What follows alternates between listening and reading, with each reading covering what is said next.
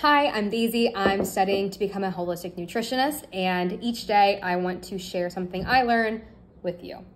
So what I'm learning today is complex carbs. What I've learned so far is the basics of complex carbs. Okay, the first one being that there are two types of complex carbs. There are your simple sugars, and then there are your complex carbs.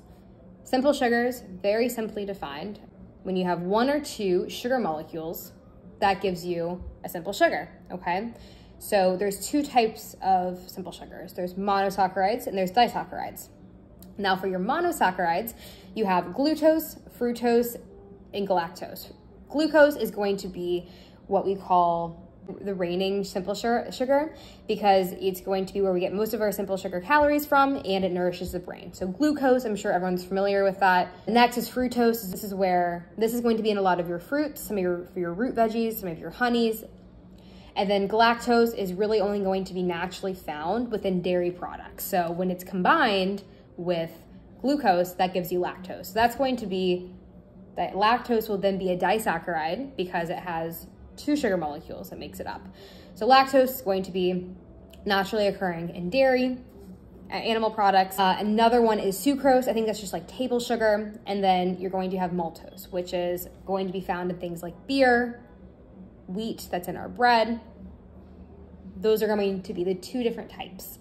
Now that we've covered our simple sugars, let's cover our complex carbs. So the difference here is that it's made up of several different types of sugar molecules. So not just one, not just two, it's gonna have several. So first one, let's think of is, okay, so we're looking at saccharides.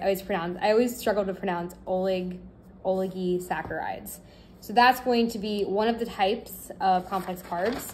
The other one is going to be polysaccharides. So polysaccharides are going to be one of the most common types of complex carbs that we find in our diet. So if you look at something like starches, say.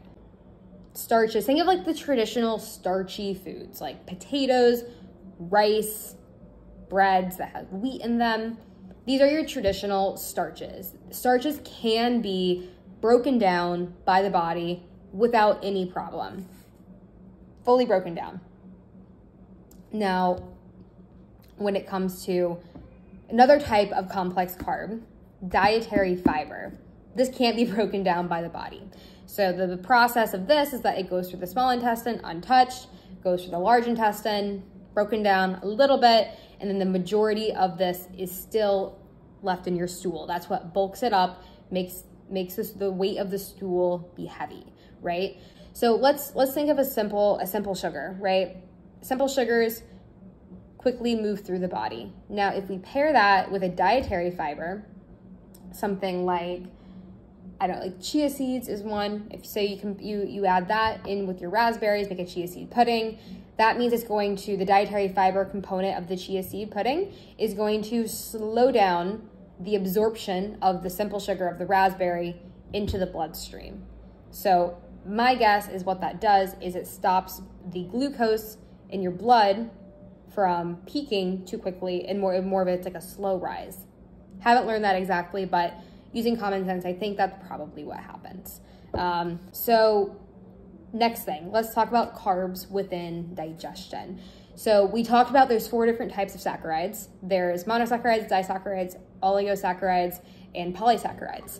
So as you can imagine, all of these have to be broken down into monosaccharides for absorption and metabolization into the body. So the whole process of the digestion component of this is having the right enzymes to break down the different saccharides into monosaccharides. So the polysaccharides are going to be broken down by the enzyme amylases, and some of the other saccharides are going to have particular enzymes that match with the simple sugar in order to be broken down into monosaccharide. So for example, let's take lactose, sucrose, and maltose. They all have their own individual enzyme to break them down. So we have lactase for lactose, we have sucrase for sucrose, and maltase for maltose. So that's what is going to break these disaccharides down into a monosaccharide. Because once all of our simple sugars are broken down into monosaccharides, we are then going to have the ability for the monosaccharides to be absorbed into the blood system, which, long story short, is going to be how we get the energy, okay? We want our complex carbs, our simple sugars, we want to metabolize them so our body can reap the benefits that the energy that these different carbs can bring to us. So when you take this monosaccharide, it's now in a form that can be absorbed into the blood system, okay? Now, the blood system, it's going to detect when the glucose levels start to rise. And once your body detects the glucose levels rising in the body, it's going to tell the pancreas to start making insulin. What insulin does is it helps move the glucose into the cells, which will help our bodies get more energy. It sounds like insulin helps move glucose from the bloodstream into cells. And once the glucose hits the cells, that's where we get our energy, okay? So that is a quick lesson on carbs, the different types, right? Simple sugars, the different types of simple sugars. You know, I'm sure you've heard anything that has the OSE is a type of sugar. So you have your monosaccharides, these are the basics. That's probably what you want to stick to. And remember, this is all just a lesson I'm learning. So take all of this with a grain of salt, because I'm just trying to share information very easily, very accessibly, but I'm also still learning too. So thank you so much for listening, and I'm sure I'll be here back soon.